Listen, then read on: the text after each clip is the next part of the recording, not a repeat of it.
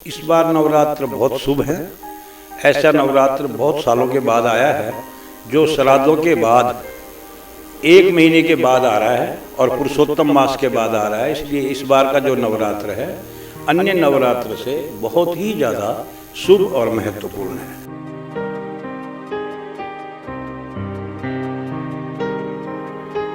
नवरात्र इस बार अष्टमी और नवमी ये इकट्ठी हो गई है। एक नवरात्र दशहरे तक कम हो गया है, लेकिन ये अष्टमी तक कोई भी नवरात्र कम नहीं है, इसलिए इसको पूर्ण नवरात्र ही माना जाएगा।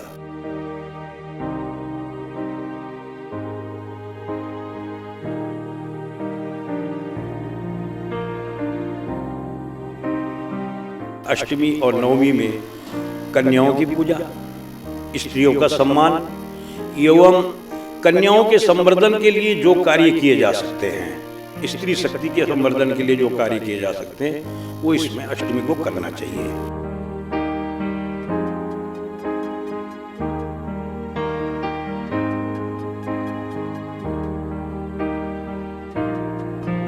अगर हमारे समाज में या आसपास कोई गरीब कन्या है, तो हमने लोगों को यही प्रेरणा दी थी कि चलो भाई इसकी 1-2 महीने की फीस दे दी जाए। ये भी कन्या पूजन का साधारणतः बहुत बढ़िया संदर्भ है।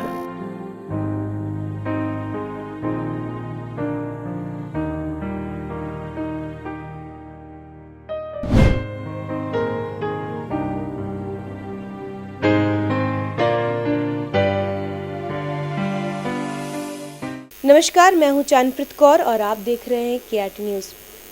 नवरात्रे शुरू होने जा रहे हैं और हिंदू धर्म में नवरात्रों का एक अलग ही महत्व है। पूजा, याचना, कन्या पूजन, ये सब कुछ नवरात्रों के दिनों में बहुत ही मन लगा के लोग करते हैं। इन नवरात्रों का क्या महत्व है, इन नवरात्रों में क्या किया जाता है, क्या नहीं किया जाता, आज हम जानेंगे ज्योतिषाचार्य पंडित भगवती प्रसाद शास्त्री जी से। हम इनको मिलने आए हैं और जानेंगे हम सारे अपने प्रश्नों के उत्तर। पंडित जी, सबसे पहले तो मैं आपका KRT न्यूज़ पे स्वागत करती हूँ। चंद्रप्रीत जी, मैं आपका आपके चैनल KRT न्यूज़ का पहले तो बहुत बहुत धन्यवाद। आप बहुत अच्छा कार्य कर रहे हैं, इसके लिए आपकी प्रशंसा और सराहना करता हूँ। शुक्रिया पंडित जी, बहुत बहुत शुक्रिया।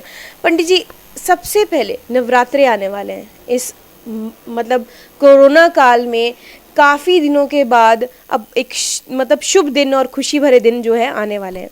तो ये सबसे पहले मैं जानना चाहूँगी, क्योंकि कई बार क्या होता है, मैंने काफ़ी देर पहले भी देखा था कि शुभ और अशुभ नवरात्रे भी होते हैं।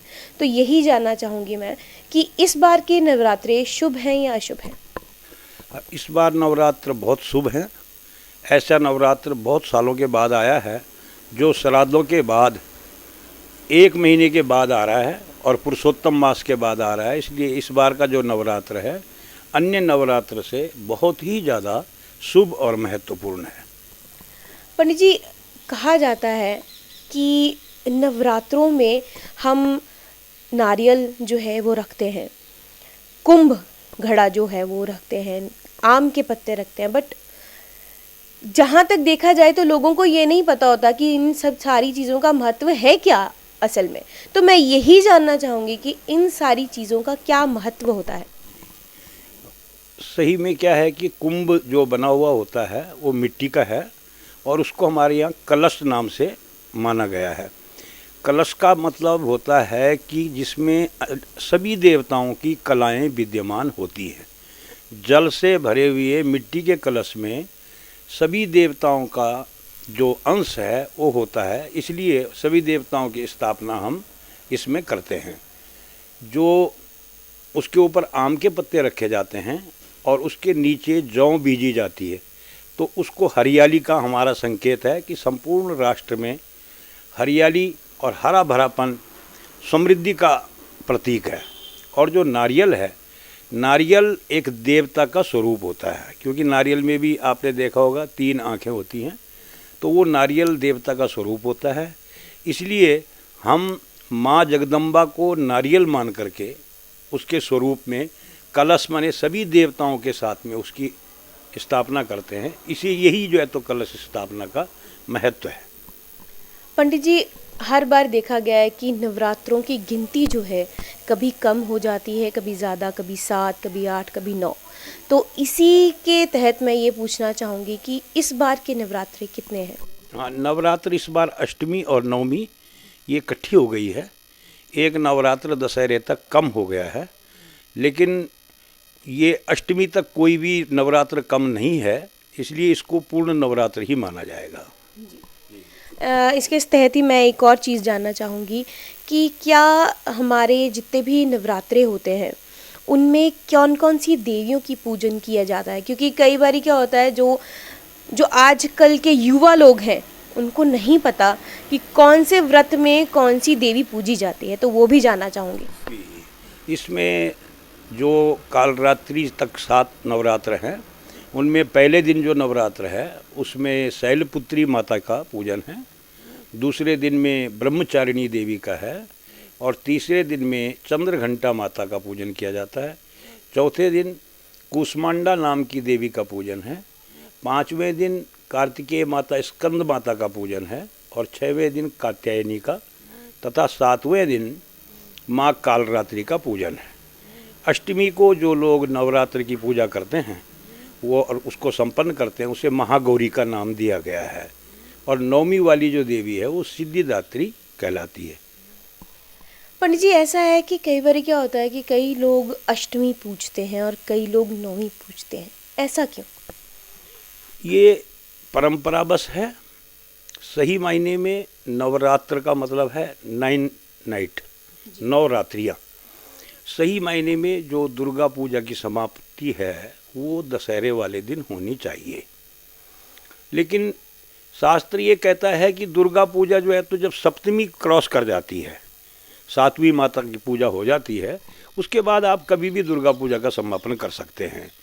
तो वैसे तो दशहरे वाले दिन ही दुर्गा माता का विसर्जन होना चाहिए, लेकिन सुविधानुसार आप अगर कोई ज़रूरी काम पड़ जाता है तो नवमी को भी पूजा कर सकते हैं, और अगर बहुत ज़्यादा आवश्यकता है तो उस अवस्था में आप अष्टमी को भी कर सकते हैं, ऐसा शास्त्र वाक्य है। तो 7 रात्रि कम से कम जो है तो माता की पूजा होनी चाहिए, और पूरी पूजा इसकी नवरात्र की कहलाई गई है। पंडित जी, जैसे आपने बोला सिद्धिदात्री माता सिद्धिदात्री जो है, अलग अलग माताओं के जो नाम जो लिए हैं आपने, देवियों के नाम लिए हैं, ये किस किस जैसे कुछ होती हैं जो हमारे घर में सुख शांति लाती हैं, तो ये भी मैं जानना चाहूँगी कि कौन सी माता क्या जो है आप आशीर्वाद देती हैं? जो पहले दिन की शैलपुत्री माता है वो हमारे घरों में सौभाग्य को देने वाली कहलाती है, और जो ब्रह्मचारिणी माता है वो हमारे अंदर बल और पुष्टि की वृद्धि करती है, आरोग्य देती है। कूष्मांडा नाम की जो माता तीसरे दिन पूजी जाती है, उसके द्वारा हमारे ऊपर जो बुरी दृष्टि, बुरी छाया है उसका निवारण होता है। और चंद्रघंटा नाम की जो माता है वो मनुष्य की उस प्रकार से रक्षा करती है जैसे सूर्य और चंद्रमा मनुष्य की रक्षा करते हैं। स्कंद माता जिस प्रकार माँ अपने बच्चों को लालन पालन करती है, छोटे बच्चों को दूध आदि पिला करके उसके भक्ष्य भोज्य की व्यवस्था करती है, ऐसे स्कंद माता हमारे जीवन की हर आवश्यकता को पूरा करती है। और कात्यायनी जो माता है वो हमारी कन्याओं को अच्छे सौभाग्य देने वाली होती है, उनको श्रेष्ठ वर घर प्राप्त होता है। और जो कालरात्रि मैया है वो हमारे शत्रुओं का निवारण करती है। महागौरी मैया हमारे जीवन में सभी प्रकार का मंगल करती है। जो सिद्धिदात्री माता है वो मनुष्य की बहुत लंबे समय से जो कामना चल रही है वर्ष पर्यंत से, तो वो उस पूजा के द्वारा उसकी वो कामना पूरी करती है। और जो जैसे मैंने बताया कि जो दशहरे पे पूजा करते हैं वो अपराजिता नाम की माता है, जो कि 9 की 9 देवियों को मिला करके माँ जगदम्बा का जो 18 भुजा वाला स्वरूप है वो माना जाता है। अपराजिता माता ये है कि वो हर प्रकार से मनुष्य की रक्षा, विजय और सभी जगह जो है तो उसको उन्नति प्रदान करती है। पंडित जी, जैसे अब जो है नवरात्रे होते हैं तो लोगों को जो अष्टमी और नवमी वाले दिन लोगों को क्या क्या जो है दान करना चाहिए, क्या क्या उनको कार्य करने चाहिए? माँ दुर्गा का पूजन है, शक्ति का पूजन है, इसलिए इसमें ज़्यादा से ज़्यादा अष्टमी और नवमी में कन्याओं की पूजा, स्त्रियों का सम्मान एवं कन्याओं के संवर्धन के लिए जो कार्य किए जा सकते हैं, स्त्री शक्ति के संवर्धन के लिए जो कार्य किए जा सकते हैं, वो इसमें अष्टमी को करना चाहिए। दुर्गा पूजन करें, कन्या पूजन करें, कन्याओं को जिमाएं और उनको दान दक्षिणा इत्यादि दें। ये इसका सबसे श्रेष्ठ उपाय है। पंडित जी, अब होता क्या है, क्योंकि सब वर्ग के लोग होते हैं, अमीर और गरीब। अमीर तो सब कुछ कर लेंगे पैसे के बलबूते पर, मगर गरीब जो जिसको खाने भी बड़ा मुश्किल से होता है और नवरात्रि बड़े चाव से रखता है, तो वो अपने ये सारे काम कैसे करेगा?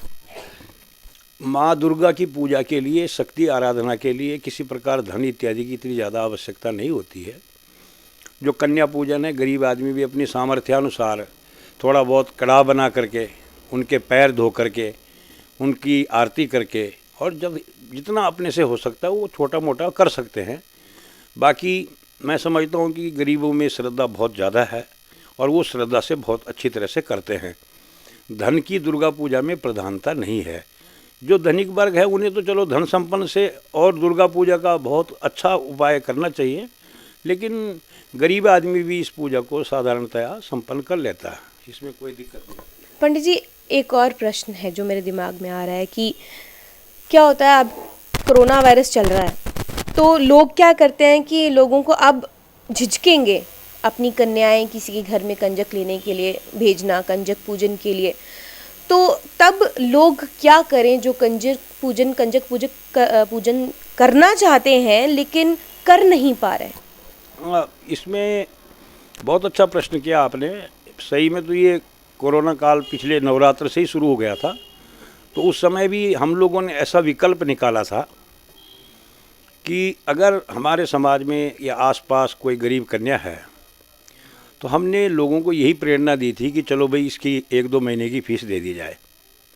ये भी कन्या पूजन का साधारणतः बहुत बढ़िया वो है। और इस समय में मैं समझता हूँ कि घर पे बुला करके उनके पैर धो करके उनको इस तरह खिला करके ये ठीक नहीं है और सुरक्षित भी नहीं है। तो इस समय में उनको जैसे कापी है, पेन है और कोई दक्षिणा है या कुछ ऐसे सामान हैं जो मतलब उनके उपयोग में आ सकते हैं, वो सारा जो है ना खाने वाली चीज़ है। आजकल जैसे बच्चे कोई चिप्स वगैरह है या ऐसे तो वो सारी चीज़ें जो है ना जी उतने पैकेट बना करके और जो आसपास में कोई कन्याएं हैं उनको उस दिन प्रदान करना चाहिए और उनको प्रणाम करना चाहिए। इसी तरह से कन्या पूजन इस समय में करना ज़्यादा उपयुक्त होगा। मगर पंडित जी, एक मेरे दिमाग में बात आ रही थी कि कंजक देने में लोग बहुत आगे जाते हैं, बट लेकिन जैसे इज्जत करनी है ना, आजकल आप देख रहे हैं क्या क्या चल रहा है। तो मैं चाहती हूँ इस नवरात्रि के मौके पर आप उन लोगों को भी कुछ कहें जो लड़कियों की इज्जत करना नहीं जानते। देखो, ये हमारे यहाँ तो मातृशक्ति को बड़ा सम्मान दिया गया था। ये भी कहा है कि यत्र नार्यस्तु पूज्यन्ते रमन्ते तत्र देवता। देवता वहीं निवास करते हैं जहाँ नारियाँ सम्मान में होती है। जिस राष्ट्र में, जिस क्षेत्र में नारियों का सम्मान नहीं होता, वो राष्ट्र कुछ समय के बाद नष्ट हो जाता है। आज के समय में बड़े दुराचार सुनने को मिलते हैं। ये राक्षसी प्रवृत्ति जो है ना जी हमारी समाप्त होनी चाहिए। कन्याओं का पूरा ध्यान रखा जाना चाहिए। माता पिता से भी निवेदन है कि वो भी अपनी कन्याओं को पूरा ध्यान रखें और दूसरे लोगों को भी, जिनकी कन्याएं नहीं भी हैं, दूसरों की कन्याओं का उनका भी कर्तव्य बनता है कि उनके पूरी तरह से उनकी सम्मान के प्रति जागरूक हों। और जो समाज में इस प्रकार का दुष्कृत्य करने वाले लोग हैं उनके ऊपर सज़ा बहुत जल्दी उनको मिलनी चाहिए। तभी जो है तो मातृशक्ति का सही पूजन और सही कन्या पूजन का महत्व माना जाएगा। सरकारों को भी जो है ना जी इसके प्रति बहुत अच्छे कानून बनाने चाहिए ताकि कोई भी देवियों को, लड़कियों को, स्त्रियों को किसी भी प्रकार से दुराचारित ना करे। और मेरी सभी प्रकार के शिक्षा विभागों से और सरकार से मेरा निवेदन है, मैंने 2-4 बार जो सरकारी मंत्रालयों को भी पत्र लिखे हैं कि कन्या शिक्षा में निश्चित रूप से उनकी सुरक्षा की जो शक्तियां हैं उन्हें सिखाई जानी चाहिए। पुस्तकीय ज्ञान उनको ज़्यादा हो या ना हो, पर उनको जैसे आजकल जूडो, कराटे, मार्शल आर्ट है, इस प्रकार की शिक्षा, और हमारी जो कन्याएं हैं उनको जैसे हमारे सिख संप्रदाय में कृपाण इत्यादि जो है ना जी, या खड्ग वगैरह जो है ना माताएं रखती हैं, तो सभी कन्याओं को इस प्रकार अस्त्र धारण करने की जो है तो प्रेरणा दी जानी चाहिए, ताकि वो अपनी आत्मरक्षा और सही रूप से जिसको बोलते हैं हम शक्ति का स्वरूप, उनको तभी हम मान सकते हैं। बहुत अच्छी बात जो है वो पंडित जी ने हमें बताई कि वही जगह संपूर्ण कही जाती है, वही जगह बड़ी पवित्र मानी जाती है जहाँ पर औरत का सम्मान किया जाता है। मेरे आप लोगों के सामने यही दरख्वास्त है कि इज़्ज़त करना सीखे एक औरत की, जिसने आपको जन्म दिया, जो एक बेटी के स्वरूप में आपके सामने आती है और पत्नी के स्वरूप में भी आती है। अब मुझे दीजिए इजाज़त। वीडियो जर्नलिस्ट रोहन चौधरी के साथ चांदप्रीत कौर, KRT न्यूज़, पठानकोट।